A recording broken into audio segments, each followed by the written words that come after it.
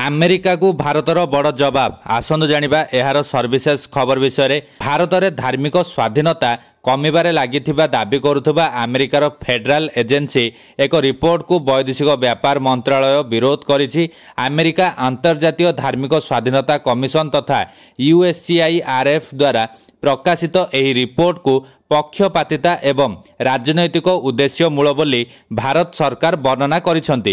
एही रिपोर्टर उत्तर रे वैदेशिक व्यापार मंत्रालयर मुखपात्र रणधीर जसवाल कहिसंती, अंतर्जातीय धार्मिक स्वाधीनता उपरे अमेरिका आयोग विषय आमर मत स्पष्ट। यह एक राजनैतिक एजेंडा सहित एक पक्षपाती संगठन यह तथ्य को विकृत करुछि। भारत विषय एक मिथ्या कहानी विस्तार करुछि। आमे एही रिपोर्ट को प्रत्याख्यान करुछु। एही रिपोर्ट रे दर्शा जाइछि जे 2024 मसीह रे विजिलेंस गोष्ठी द्वारा व्यक्ति विशेषों को हत्या करा जायथिला, आक्रमण करा जायथिला एवं धार्मिक नेता मानन को मन इच्छा गिरफ करा जायथिला। पूजा पाठ स्थान गुडी को भांगी दिया जायथिला।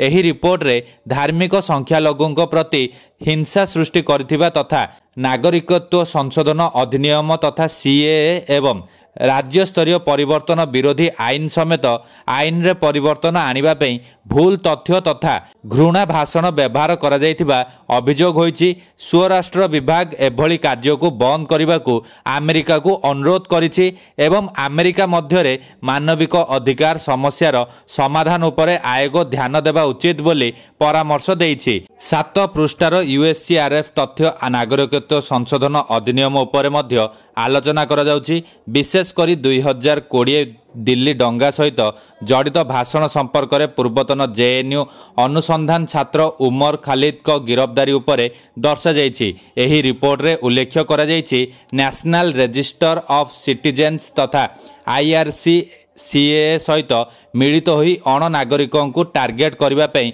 व्यवहार करा जाउछि। विशेष करी भारतर मुसलमान जनसंख्या पई एहा विपद सृष्टि करिवार आशा रहिछि।